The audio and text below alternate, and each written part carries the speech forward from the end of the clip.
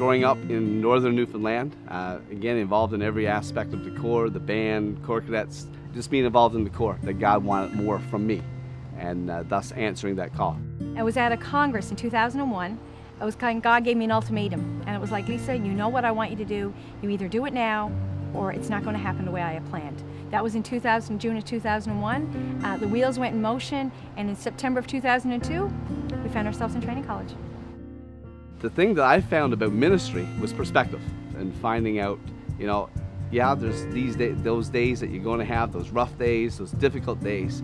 But when you look back on my life as a total, regardless if I'm a Salvation Army officer, or if I was a teenage boy growing up in St. Anthony, or if I was the manager of Athletes World, and I think the perspective was, at the position we were now, a Salvation Army officer, when I had those days, God was guiding it, God was directing it, and that we can always lean on Him in every situation that we encountered. So thus, those days became good days, and it was just an amazing journey that led us to Scotian Glen Camp. It's an awesome opportunity, awesome ministry, and God's really blessed us thus far here. Seeing the impact of how God is using you. I have 600-700 kids coming out of these campgrounds that we have a chance to impact. You can't put that into words. You just can't do that. It's an experience. It's watching and seeing them grow in Christ through a camping experience, which is amazing in itself.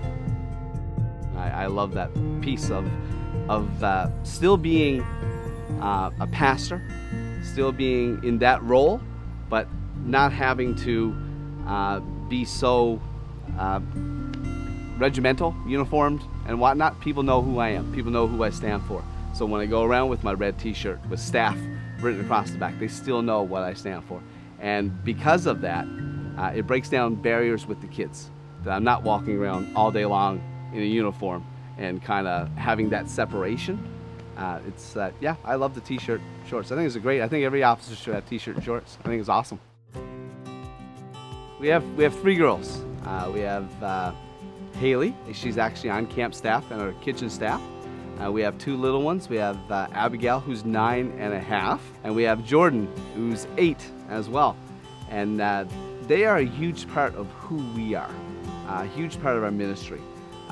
When we come into this role especially, they travel with us on weekends. We've had Corps officers who've invited us to come to their Corps for a weekend and have made the statement, if you don't bring the kids, you don't come. So the kids have come with us. They've been a part of our ministry. They fit right in wherever we go. Just like my wife complements my ministry, our children complement our ministry as well. And the staff have been really good, and they've embraced them and accepted them, and they're just part of it. We're a team, and you can't have one without the other. If someone feels that God is calling them to full-time ministry, don't fight it, but also don't push it. It's all about God's timing. I was first called when I was 13 years old. I put it on the back burner, and I went and did my post-secondary education, and like I said, I got married and started my life like I thought it was going to be. And I thought I was running from God, but when I look at the big picture now, God was just making me wait. And when we entered training college at 32 years of age, that was God's timing. And how the puzzles and the pieces of the puzzle fell together, that was our moment. No doubt about it whatsoever. This was the timing. It took me 20 years to get there? No, it took God 20 years to make me ready to go there.